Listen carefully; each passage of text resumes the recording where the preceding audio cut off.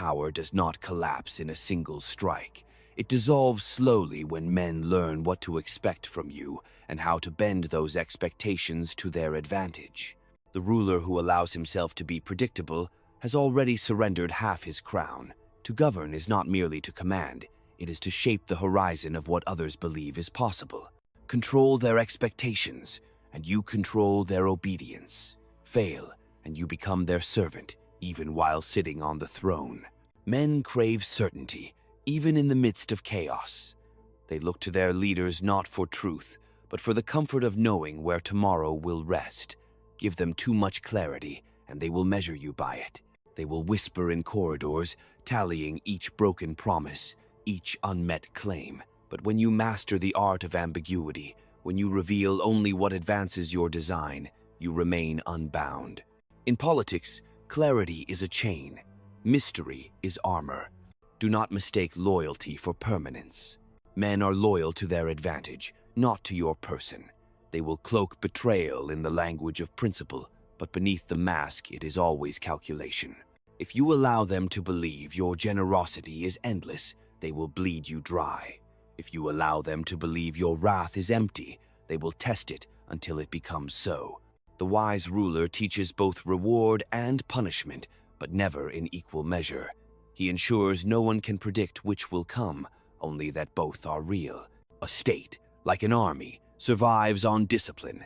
Discipline is not born from affection, but from fear, respect, and the expectation that disobedience carries a price. To let discipline soften is to invite disorder, and once disorder takes root, it does not politely withdraw. It devours the very structure of power. Better to appear harsh and keep the bones of the state intact than to appear kind and watch it rot from within. Remember, appearances govern more than truth. Men see what they wish, not what island. They judge by spectacle, not by substance. The ruler who ignores this craft's laws no one obeys, decrees no one respects, promises no one believes. But the ruler who understands that politics is theater does not waste himself chasing truth in public. He performs it. He dresses his strength in the costume of inevitability. He makes fortune itself appear as if it serves him. You will find that ambition is a double-edged sword. In yourself, it is fuel. In others, it is poison.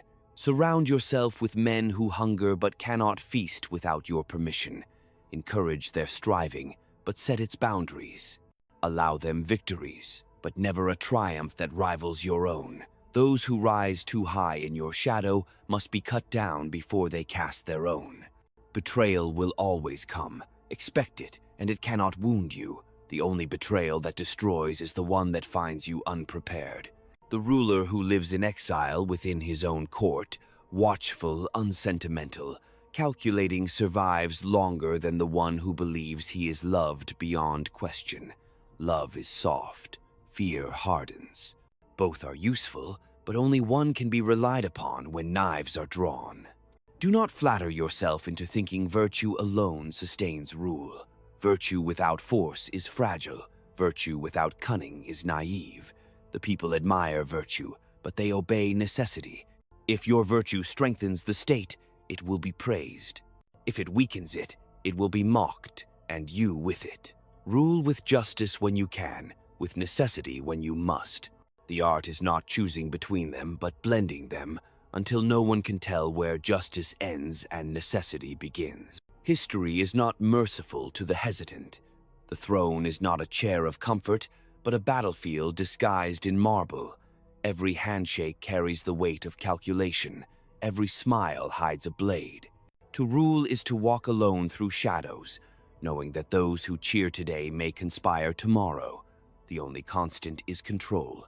Control of perception, control of fear, control of expectation.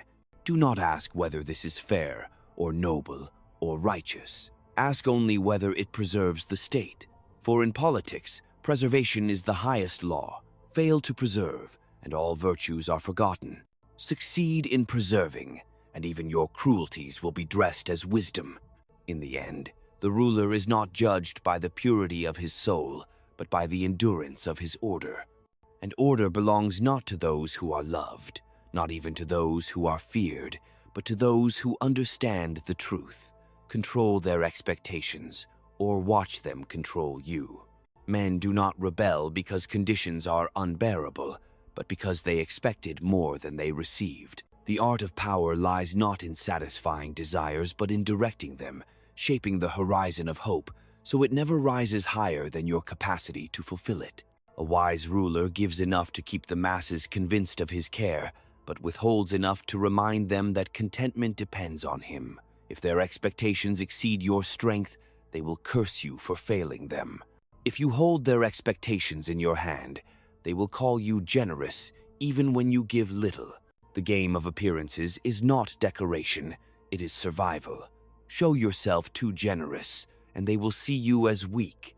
Show yourself too cruel, and they will plot to end you. The balance lies not in morality, but in perception.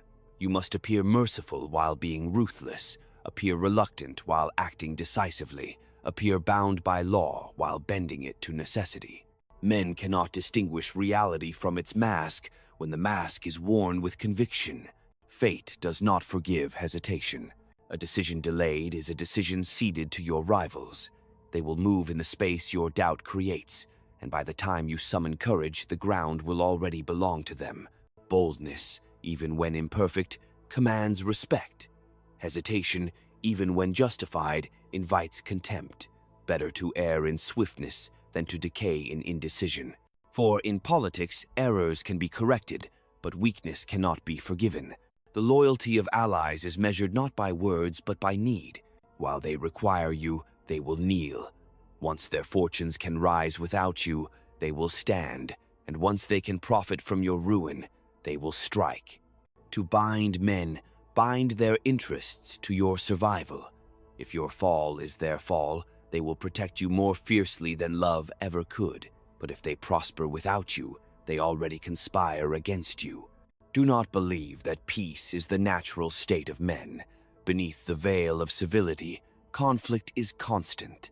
Ambition stirs in silence. Envy festers in friendship. Resentment breeds in gratitude. The state survives not by abolishing conflict, but by mastering it, by dividing rivals, by feeding ambitions that exhaust themselves, by channeling violence outward instead of inward. To ignore these forces is to let them consume you. To control them is to harness the very engine of order. The ruler who dreams of universal harmony deceives himself more than he deceives others. Men will never abandon their hungers. They will only disguise them. Your task is not to cure human nature, but to govern it, not to purify ambition, but to exploit it, not to eradicate envy, but to ensure it devours your enemies instead of your throne. The shepherd does not cure the wolf of its appetite. He learns how to cage it, how to unleash it when convenient, and how to kill it when necessary. A crown is a burden of solitude. Those closest to you are not companions, but instruments, and instruments cannot be trusted beyond their function. To rely on friendship in politics is to write your own obituary. A ruler may enjoy the illusion of closeness, but he must never believe it. The hand that pours your wine today may poison it tomorrow, if tomorrow brings them greater advantage. The wise ruler tastes every cup with suspicion, not because he distrusts individuals, but because he trusts human nature. The theater of politics demands that you show confidence even when fate gnaws at your foundations. Fear must be contained within yourself, never displayed to others. The moment they sense your uncertainty, they will begin to calculate your replacement. Confidence is not merely a feeling, it is a weapon, sharper than steel, stronger than walls. Even when fortune shifts against you, hold the mask of inevitability. Men prefer to follow the leader who appears destined, not the one who pleads for patience. Power does not endure by accident. It endures by calculation, by vigilance, by the ceaseless shaping of perception. The ruler who believes stability is permanent is already unstable. The ruler who believes loyalty is eternal is already betrayed. The ruler who believes appearances are trivial is already exposed. Every day in power is a battle, even when no swords are drawn. Victory belongs to the one who never forgets that the struggle is unending, that expectation must be managed as carefully as armies, and that control once lost is rarely regained. Thus, the truth stands, cold and undeniable. Men will forgive cruelty more quickly than weakness, betrayal more quickly than disappointment, deception more quickly than failure. To govern is to recognize which sins they will endure and which failures they will not. In this recognition lies the boundary between survival and ruin. Control their expectations, and you remain master. Lose control, and you become prisoner of their demands, their ambitions, their resentments. And once you are prisoner, the crown becomes nothing but a chain. Power rests on perception, and perception rests on the stories men tell themselves about who you are and what you will do. These stories must never be left to chance. If they invent them without your guidance, they will imagine you weaker, softer, more pliable than you are.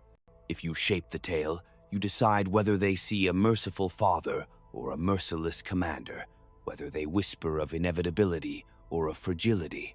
Control the narrative, and you control the limits of their imagination. Abandon it, and you are forced to live within the prison they construct for you.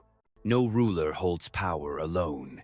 Ministers, generals, merchants, priests, all orbit around the throne, each pulling with their own gravity. Some seek favor, others seek independence, but all seek advantage. To govern is to balance these orbits so none eclipse you. Let them compete, let them clash, but never let them unite. The greatest danger to a ruler is not an enemy at the gates, but a coalition within the court. A divided court murmurs, a united court dethrones. Fortune is fickle, yet men will always attribute its changes to your strength or weakness. When reigns fail, when markets collapse, when enemies rise, they will not blame chance, they will blame you. This is both curse and opportunity. Curse, because the weight of fate falls on your shoulders. Opportunity, because if you can bend chance to your narrative, you will be seen as favored by destiny. Men do not crave the truth of events. They crave the illusion that someone commands them. Provide that illusion, and you rule not only bodies, but belief itself. Fear, when pure, is a steady instrument. It sharpens loyalty more effectively than gratitude, for gratitude decays with time while fear renews itself each day. Yet fear must be precise, not reckless. Too much and men become desperate, preferring death in revolt to life in obedience. Too little and they forget its sting. The art lies in measured doses, punishments delivered rarely, decisively, and with theatrical weight. A ruler who kills unnecessarily breeds hatred. A ruler who never punishes breeds contempt. A ruler who strikes when required and then withdraws is remembered as both just and unassailable. Generosity is a subtle poison. When offered too freely, it breeds expectation rather than loyalty. Give men what they have not earned, and they will demand it again as if it were their right. Deny them once, and their love turns to venom. Far wiser is the ruler who grants favors sparingly, timed to secure advantage, ensuring that each gift feels indispensable. To deny much and give little makes the smallest reward appear as treasure. To give much and deny once makes even gold feel like theft. Exile teaches what courts conceal, that men admire the strong not for their virtue, but for their survival. The fallen ruler who clings to noble excuses is mocked. The fallen ruler who returns by cunning is feared. In weakness, you learn what men truly value, and it is not honor. They value security, order, and the assurance that someone else will bear the burden of decision. Provide these, and they will overlook cruelty, deceit, and ambition. Fail to provide them, and no amount of honesty or kindness will shield you from their scorn. Deception is not the opposite of truth. It is a weapon of truth, shaped for war. Men say they despise liars, yet they reward the lies that comfort them. They call it treachery when the falsehood hurts them, and wisdom when it serves them. The ruler who refuses to deceive arms his enemies with clarity. The ruler who masters deception ensures his enemies fight shadows while he strikes reality. But even in deception, timing is king. A lie too early is useless. A lie too late is transparent. But a lie delivered at the precise moment becomes indistinguishable from destiny. To command armies is simple compared to commanding hearts. Soldiers march for pay, for plunder, for pride. The people obey for expectation, for hope, for fear. Soldiers you discipline by rule, the people you discipline by spectacle. Victory in war can be brief if the people are not convinced it secures their future. Victory in appearances, however, sustains power even through military defeat. A ruler who knows how to lose publicly while seeming unbroken has not lost. A ruler who wins without convincing the people of his inevitability has already begun to decay. Every ruler must learn when to be lion and when to be fox. Force without cunning exhausts itself. Cunning without force dissolves into weakness. The lion terrifies but cannot avoid traps. The fox evades traps but cannot tear apart wolves. The ruler who masters both is feared by enemies and trusted by allies, for none can predict which mask he will wear at any moment. Predictability is death. Surprise is sovereignty. Thus, the throne is not made of gold or stone, but of shifting expectations. It stands so long as others believe it cannot fall. The ruler who grasps this truth understands that his true battlefield is not merely in councils or wars, but in the unseen theater of belief. There, every gesture, every silence, every decree plants the seeds of obedience or rebellion. Control their expectations, and the roots of your power deepen. Surrender that control, and your crown is already slipping, even if it still rests on your head. The ruler who forgets the weight of symbols is blind to half his power. Flags, rituals, ceremonies, titles. These are not decorations, but weapons sharper than swords. Men will endure hunger, war, and oppression if convinced they suffer for something greater than themselves. Strip away the symbols and they see only chains. Surround them with spectacle and they march willingly into sacrifice. Appearances feed the imagination, and the imagination rules the will. He who commands symbols commands obedience without lifting a blade. Yet symbols alone cannot preserve a throne if force is absent. Words carry men to the battlefield, but iron decides who returns. The ruler who relies on promises without armies builds castles in smoke. The ruler who relies on armies without promises spends his strength until nothing remains. True power lies in marrying both the sword and the story, the steel that kills and the myth that justifies it. When they believe your armies march with destiny, they will see conquest as inevitability and obedience as duty. Men demand justice, yet what they mean by justice is merely the satisfaction of their own grievances. What they call fairness today, they will call tyranny tomorrow if their fortunes sour. Do not govern by their shifting definitions, for they are as fickle as the wind. Govern instead by necessity, cloaked in the language of justice. If your actions secure the state, they will invent reasons to call them just. If your actions weaken the state, no reasoning will save you from condemnation. The people do not weigh morality, they weigh results. Allies are useful but never safe. The ally who flatters you in triumph plots your downfall in your moment of weakness. The ally who fears you today waits for tomorrow's reversal of fortune. Treat alliances not as marriages, but as calculations, temporary arrangements built on fear, ambition, or necessity. Expect betrayal not as an exception, but as the natural course of politics. To be surprised by treachery is not a mark of misfortune, but of negligence. The wise ruler expects the dagger and lives in such a way that, when it strikes, the assassin gains nothing from his death. Ambition in others must be handled with the care of fire. Extinguish it entirely, and you create lifeless servants who contribute nothing.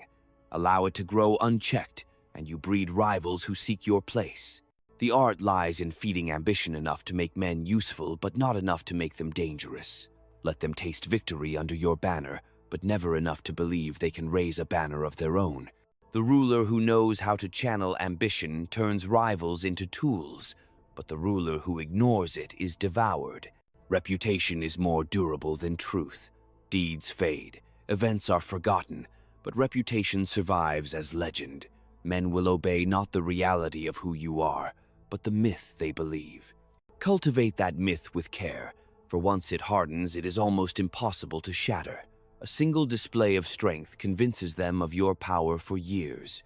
A single display of weakness convinces them of your fragility forever. Guard your reputation as you guard your throne, for in the minds of men, they are the same. Even the most absolute ruler is bound by limits. Gold exhausts, armies tire, fortune turns. Yet perception stretches these limits beyond measure. A weak ruler who appears strong is obeyed. A strong ruler who appears weak is challenged. Learn to expand your limits through illusion, to project strength even in decline, to appear invulnerable when cracks begin to show. If men believe you unshakable, they will not test you. If they suspect weakness, they will rush to exploit it. Their belief, not your resources, is the first fortress of your reign. The cruelty of politics is not that men betray, but that they betray with reason. They will explain their treachery as loyalty to a higher cause, as service to the people, as obedience to necessity. They will never see themselves as traitors, only as instruments of fate. Do not waste yourself cursing betrayal. Expect it, calculate it, and bend it to your use. Sometimes a traitor is more valuable alive, serving as warning or as instrument, than dead. The master of power learns not only to punish betrayal, but to profit from it. Above all, understand that men submit not to rulers, but to order. The crown is only a vessel. They obey you because you embody stability, because in your command they find relief from chaos. If you fail to maintain order, no bloodline, no virtue, no promise will save you. But if you preserve order, even cruelty will be remembered as necessary, even deception as wisdom, even ambition as destiny. Order sanctifies all means. Disorder condemns even the noblest intentions. So the path of the ruler is narrow and merciless. To falter is to be devoured. To hesitate is to invite conquest. To reveal too much is to be unmasked. Yet to endure is to stand above the storm, not as saint nor tyrant, but as the axis around which the world of men turns. Control their expectations, and you bend their lives into your design. Fail, and you will learn too late that their expectations were never yours to ignore. They were the silent chains binding your fate. The ruler who understands time commands a weapon greater than armies. Time can heal wounds, erase crimes, and transform defeats into forgotten shadows. It can also erode loyalty, embolden rivals, and magnify small errors into unforgivable sins. The wise ruler acts before time turns against him, striking while memory is short and hesitation is fatal. Delay is not neutrality, it is surrender to forces beyond your command. In politics, patience must be chosen, not imposed. To wait when others expect action is a strategy. To wait because you fear decision is suicide. Every throne is built on calculation, but calculation alone cannot preserve it. There are moments when boldness shatters the logic of cautious men, when a single act of ruthless clarity silences 1,000 doubts. Such moments cannot be manufactured endlessly, yet when they appear, hesitation destroys them. The ruler who seizes them bends fortune to his will. The ruler who hesitates watches fortune pass into the hands of his enemies. Boldness is not recklessness. It is the ability to recognize when necessity demands the leap no one else dares to take. Mercy is a dangerous luxury. When applied with precision, it binds men with gratitude and spreads the illusion of benevolence. But when given without calculation, it breeds contempt, for men interpret mercy as weakness unless they believe it is granted from strength. To forgive an enemy without reminding him of your power is to plant seeds of rebellion in fertile soil. The hand that spares must also be the hand that can destroy, or mercy becomes a prelude to betrayal. True mercy is never sentimental. It is tactical, and it serves the state. Silence is as powerful as speech. Words bind you, expose you, commit you. Silence keeps men guessing, fearing, hoping. The ruler who speaks too freely gives away his map. The ruler who keeps silent forces others to wander in the dark. A measured silence unsettles more than a flood of declarations, for men fill the void with their own fears and expectations. and their fears are often harsher than any truth you could pronounce. The greatest threat is not the enemy who curses you openly, but the court that cannot discern what you intend to do next. Revolt rarely begins in poverty alone. The starving man curses fate, but he does not always raise his hand against power. Rebellion brews when poverty is joined by hope, when men believe they deserve more, when their expectations have outgrown your ability to deliver. Manage expectation, and you prevent revolt even in misery. Mismanage it, and you face uprising even in times of abundance. Hunger breaks men individually, but frustrated ambition unites them collectively. It is not the emptiness of their stomachs, but the excess of their hopes that topples thrones. Spies, informants, whispers. These are the veins through which knowledge flows into power. A ruler blind to the undercurrents of his realm rules a land already slipping away. Yet knowledge is not enough. Interpretation is the true art. Reports deceive, rumors distort, enemies plant falsehoods. To act on every whisper is to exhaust yourself in shadows. To ignore whispers entirely is to invite conspiracy. The wise ruler cross-examines, waits, weighs, and then moves with precision, so that when he strikes, it is not against phantoms, but against men whose treachery has already doomed them. Fortune may grant you the throne, but fortune alone cannot sustain it. Men rise on accidents, inheritances, and sudden turns of history, but only those who transform fortune into structure endure. The ruler who believes his rise was destiny will trust destiny to keep him, and in that trust lies his ruin. The ruler who knows fortune is fickle builds defenses, cultivates fear, manipulates appearances, and ensures that when fortune turns, as it always does, his state is too strong to collapse with it. Fortune res many, vigilance sustain few. The masses desire illusions more than truths. They will follow banners, hymns, and myths long after they have ceased to believe in doctrines or laws. The ruler must feed this hunger for illusion, not to enslave the people, but to govern them. For without illusions, men turn to despair, and despair breeds chaos. Yet illusions must never blind the ruler himself. He must see clearly even while others dream, must understand the machinery behind the spectacle he commands. To believe his own illusions is the fatal mistake, for then he ceases to govern and becomes governed by the very shadows he created. There is no final security in power. Each victory creates new enemies. Each alliance sows new rivalries. Each reform breeds new discontent. To imagine an end to struggle is to abandon vigilance. The ruler's task is not to escape conflict, but to navigate it without exhaustion, to remain standing while others falter, to balance necessity and appearance until both serve his survival. He cannot abolish the storm. He must become the eye within it, calm yet unyielding, while the winds of ambition, fear, and betrayal circle endlessly around him. Thus, the lesson remains, unchanging through centuries of blood and empire. Power is never owned, only maintained.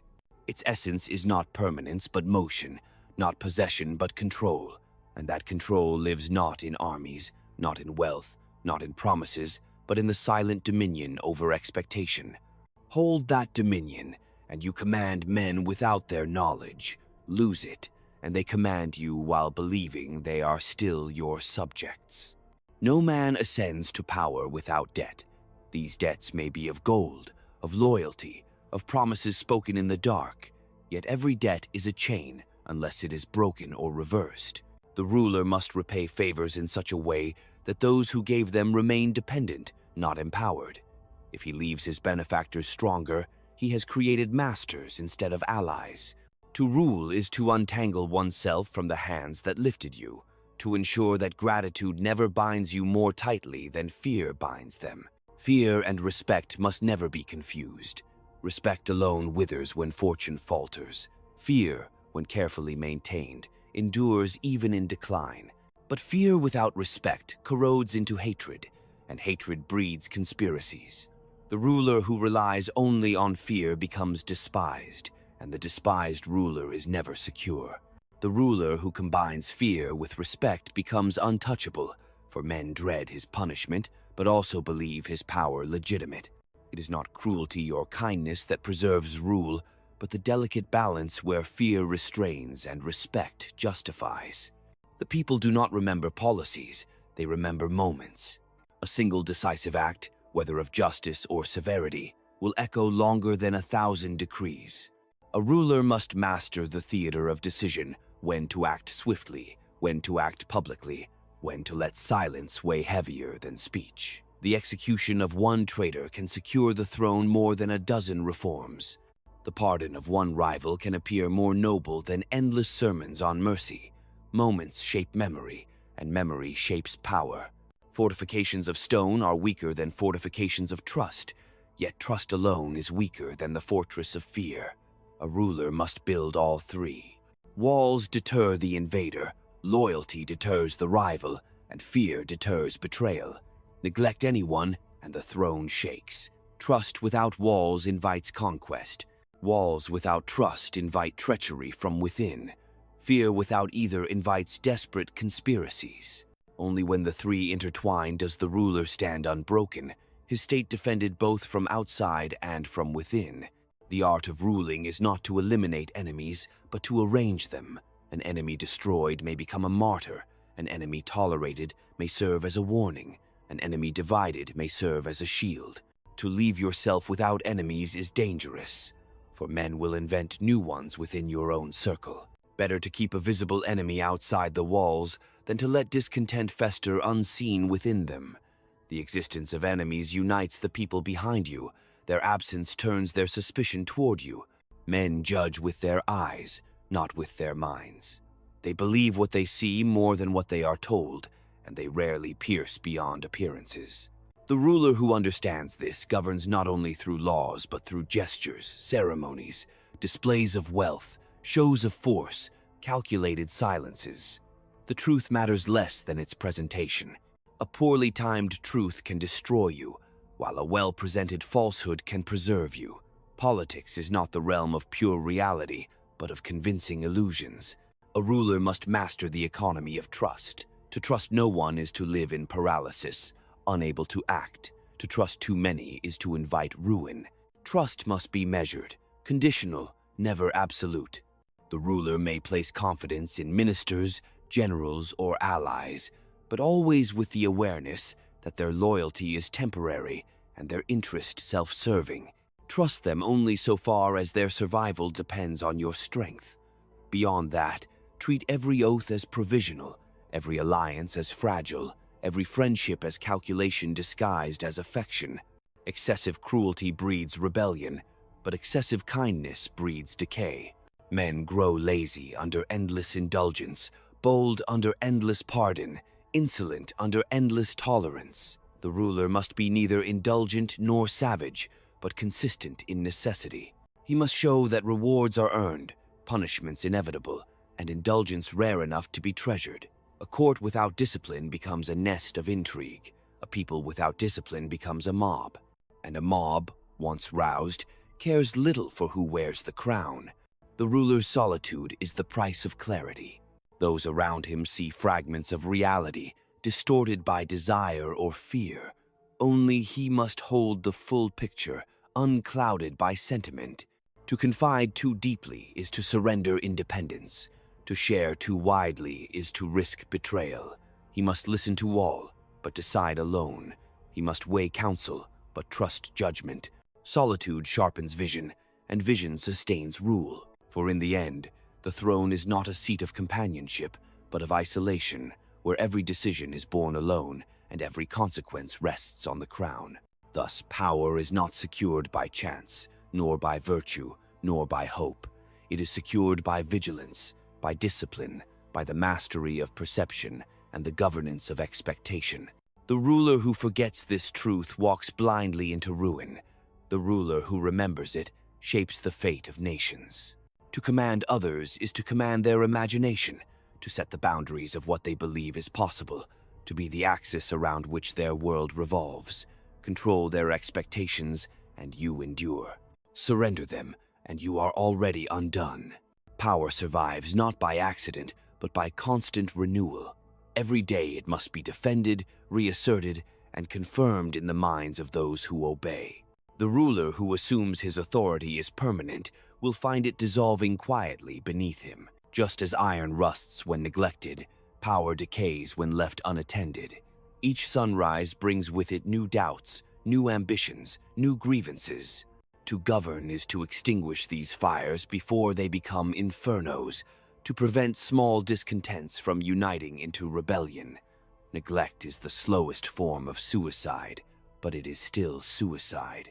The ruler must learn to wield both memory and forgetfulness. Memory binds men to their debts, keeps allies humble, and ensures enemies cannot wash away their crimes.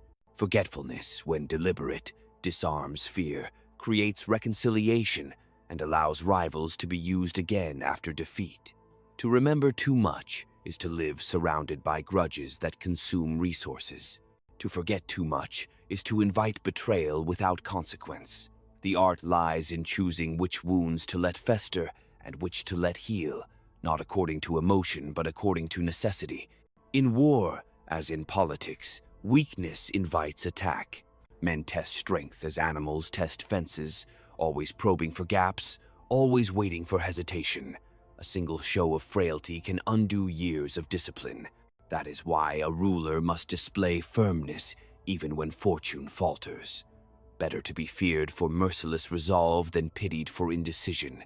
Pity attracts neither loyalty nor obedience. Fear may not inspire love, but it prevents rebellion, and in the cruel arithmetic of power, prevention outweighs affection. Gold is a tool, not a foundation. Wealth buys loyalty, but only for a season. When the gold runs out, the loyalty vanishes. Far better is loyalty tied to fear, interest, or survival. Money feeds appetites. Fear governs instincts. A soldier who fights for coin will abandon you when paid more by another. A soldier who fights for survival under your command will stay until death. The ruler must spend coin as bait, not as bond, always ensuring that wealth strengthens dependence rather than liberating men from his control. The seeds of ruin often grow in triumph. Victory intoxicates, blinding rulers to the dangers that remain. Enemies regroup, allies envy, the people's expectations swell beyond reason. After conquest, vigilance must sharpen, not soften, celebrate too loudly, and rivals conspire in silence, relax too quickly, and order frays. The greatest peril is not defeat, but the arrogance of victory, for it lulls the ruler into believing fortune has made him invincible. Fortune is never loyal. She is only rented, never owned. Cunning is more durable than brute strength. Armies can be defeated, fortresses captured, wealth stolen, but cunning, once exercised, multiplies itself. To deceive an enemy is to win a battle before swords are drawn. To manipulate a rival is to defeat him without raising a hand. Force expends itself in blood and treasure. Cunning expands itself through fear and uncertainty, leaving enemies crippled by their own suspicions. The fox leaves fewer corpses than the lion, but rules the forest just as surely. Religion, tradition, and law are pillars of power not because they are eternal truths, but because men believe them to be so. The wise ruler respects these pillars outwardly, for they bind the people more firmly than chains. Yet he must never confuse respect with submission. When these institutions serve the state, he strengthens them. When they threaten the state, he bends them. A ruler who destroys faith recklessly loses the obedience it inspires. A ruler who becomes prisoner to it loses his independence. Balance is survival. Absolutism is folly.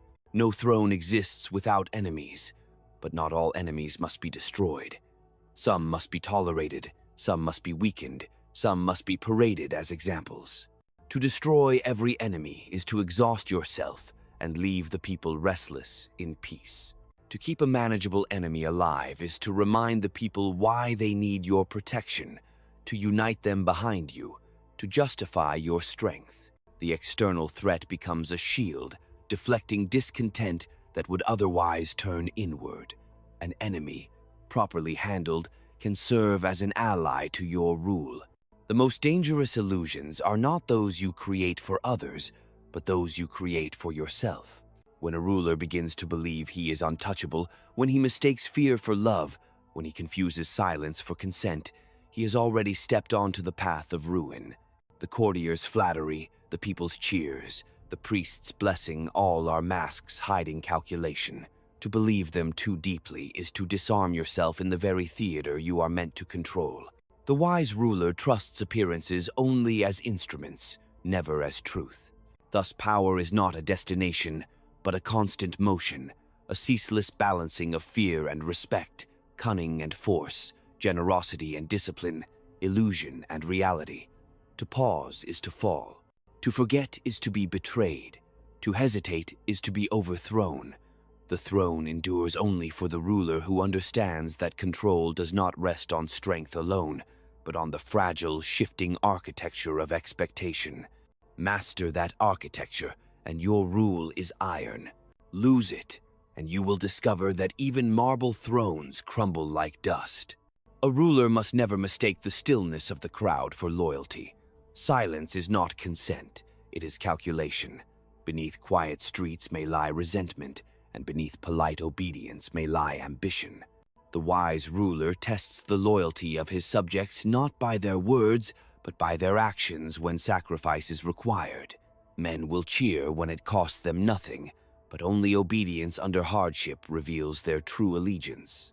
If obedience falters at the first strain, then what you governed was not loyalty but performance. The machinery of power is fragile because it rests on perception, yet it is resilient because perception can be shaped. Men believe what they repeat, and repetition becomes truth. The ruler who controls the channels of speech controls belief itself.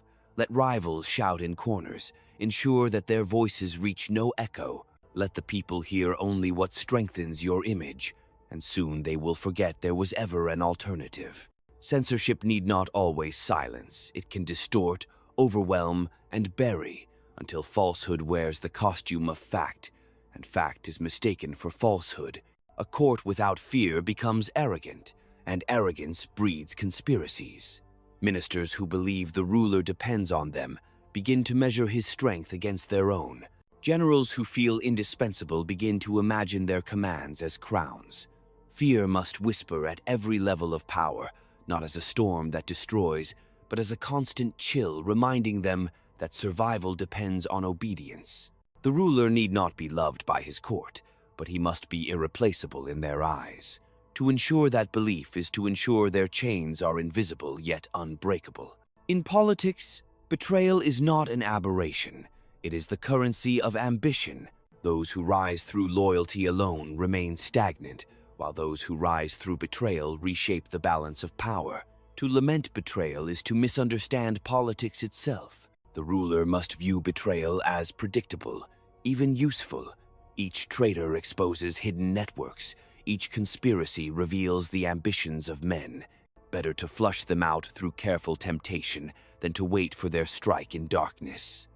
By provoking disloyalty under conditions you control, you rob it of its sting. The illusion of inevitability is the strongest fortress a ruler can build. When people believe your fall is impossible, they will not attempt it. When they believe your defeat is certain, they will rush to abandon you. Power is less about force than about the belief that force belongs to you. This is why rulers must never display hesitation in public, never allow uncertainty to stain their image. Even when fortune betrays you, even when resources crumble, you must project inevitability. Men will forgive many errors, but they will never forgive weakness. A ruler is surrounded by counsel, but counsel is often poisoned. Advisors speak less to reveal truth than to serve their own advantage. Some flatter to secure favor, some exaggerate threats to increase their importance, some conceal dangers to avoid blame. The wise ruler listens to all, but believes none entirely. He compares, he tests, he cross-examines, and above all, he keeps his final judgment his own. To surrender judgment is to surrender rule itself, for the throne is not a chair to be shared. The dangers of excess are many. Excessive indulgence makes men insolent. Excessive severity makes them desperate. Excessive generosity drains resources. Excessive caution paralyzes action. Extremes reveal a ruler who has lost balance, and imbalance is quickly exploited. The art of rule lies in measured contradictions, to be generous yet frugal, feared yet respected, cautious yet bold. The people need not understand the contradictions they need, only believe in the stability that emerges from them. Foreign powers see weakness long before the ruler's own people do. They read hesitation in treaties, division in councils, fatigue in armies. A ruler must always assume he is being observed by rivals eager to exploit fracture. To show disorder at home is to invite invasion. To show unity, even when false, is to deter ambition. War begins not with the clash of armies, but with the perception of opportunity. The ruler who eliminates the appearance of opportunity often prevents war before it starts. It is not enough to secure obedience. One must also secure succession. A throne without a clear successor is a throne already trembling. Rivals plot not only for today, but for tomorrow, and uncertainty about succession breeds conspiracies, as surely as famine breeds riots. Whether through bloodline, adoption, or appointment, the ruler must make his line appear unbroken, his authority eternal. If men believe the crown will endure beyond his death, they will defend it with him. If they believe it will collapse, they will hasten its fall. Thus, the essence of rule is not possession of power, but mastery of expectation. Armies may be vast, coffers overflowing, palaces unshaken, but if men expect your fall, it has already begun. Armies desert when they expect defeat. Treasuries are plundered when ministers expect collapse. Palaces are abandoned when servants expect ruin. Conversely, even in scarcity, even in weakness, even in decline, if men expect your endurance, they will cling to your survival as their own. Power lives where expectation resides, and the ruler either commands it or is consumed by it. The ruler who rules only through law is easily undone, for laws are words, and words bend under pressure. The ruler who rules only through fear is also undone, for terror burns too brightly and consumes itself. But the ruler who rules through both the certainty of law and the uncertainty of fear creates a system where men obey without knowing whether it is duty or dread that compels them. In this confusion lies stability, for when men cannot disentangle respect from fear, they surrender wholly. No throne rests on morality. Men may praise virtue, but they rarely reward it. They admire justice when it serves them and denounce it when it does not. To govern by virtue alone is to surrender to their shifting passions. To govern without any appearance of virtue is to provoke hatred. The wise ruler clothes necessity in the garments of morality, ensuring that cruelty is seen as discipline, that cunning is mistaken for wisdom, that ambition is cloaked in duty. Appear to embody virtue, act by necessity, and you will survive where saints are broken. Hatred is more dangerous than open war. A ruler may endure battles lost, provinces ceded, even fortunes drained, but he cannot endure a people who hate him without end. Hatred breeds assassins, conspiracies, and uprisings.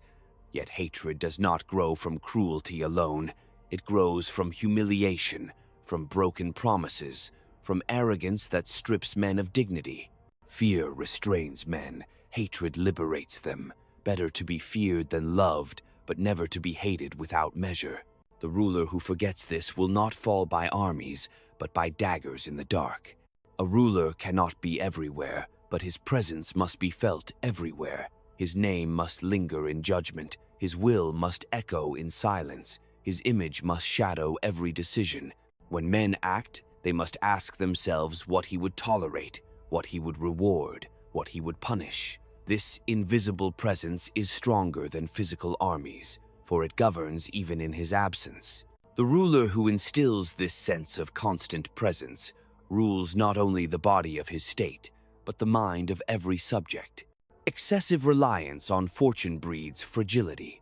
A man who rises too quickly on luck is praised until he falters, then mocked as unworthy. The ruler who builds his power solely on favorable winds has built nothing at all. Fortune may grant opportunity, but only discipline, cunning, and vigilance can preserve it. When fortune turns, and it always turns, the ruler must already have built structures that do not depend on her. Fortune abandons the unprepared, but she remains bound to the one who converts her gifts into necessity. Control is not only external, but internal. The ruler who cannot master himself cannot master others. Anger blinds, judgment, pride distorts vision, desire weakens resolve. To rule outwardly while being enslaved inwardly is to carry the crown as a prisoner. Discipline over self is the first fortress of power. The one who governs his impulses governs his court, his armies, his people. The one who does not is governed by them. Every alliance carries within it the seeds of betrayal. Yet betrayal can be delayed, softened, or redirected. A ruler must never assume permanence in friendship, but neither must he discard allies carelessly. Use them while they serve, weaken them before they grow dangerous, discard them when they become burdens. Alliances are tools, not bonds of blood. Treat them with sentiment, and they break you. Treat them with calculation, and they sustain you just long enough to advance your design. Even cruelty requires art. Brutality without purpose breeds chaos, while calculated cruelty breeds stability. A single, decisive act of severity can secure obedience for decades, while endless small cruelties exhaust both ruler and subject. Strike once, strike hard, and strike visibly, then withdraw. Men will fear the possibility of your hand without forcing you to raise it again. Terror, when constant, loses effect. Terror, when rare and absolute, becomes immortal. To endure is greater than to conquer. Conquest dazzles for a moment. Endurance commands for generations. Many have seized power with brilliance. Few have kept it with wisdom. The ruler who endures does not merely win battles or silence rivals. He becomes the axis of order, the measure by which all stability is judged. His reign becomes the fabric of life itself, and when he passes, his shadow remains. Such rulers are rare not because endurance is impossible, but because vigilance is exhausting, and few can sustain it. Thus, the crown is both burden and weapon. It does not rest lightly, nor does it forgive weakness. To hold it is to accept solitude, suspicion, necessity. To lose it is to discover how quickly love turns to scorn, how swiftly loyalty becomes contempt. There is no gentle way to rule, no harmless way to command. There is only the path of control, of discipline, of expectation bent and reshaped each day. And in that ceaseless labor lies the only truth of power. You do not possess it, you perform it, or it escapes you. Power is not a treasure you can store in vaults, nor a crown secured once and for all. It is a current, flowing only as long as you direct it, as long as men believe in its weight and inevitability. The moment you cease shaping that belief, it seeps away into the hands of others. To rule is not to rest, but to remain awake, unblinking, even when fatigue whispers its temptations. In the theater of politics, every gesture, every silence, every delay either strengthens your stage or collapses it. Appearances are not a mask, they are the reality by which men live and die. They do not care what is true, they care what seems unshakable. If you appear inevitable, they will endure hardship for you. If you appear fragile, they will abandon you even in prosperity. The ruler who survives is not the one who seeks purity, nor the one who clings to mercy, nor the one who dreams of virtue for its own sake. He is the one who bends all virtues and all vices into instruments of necessity.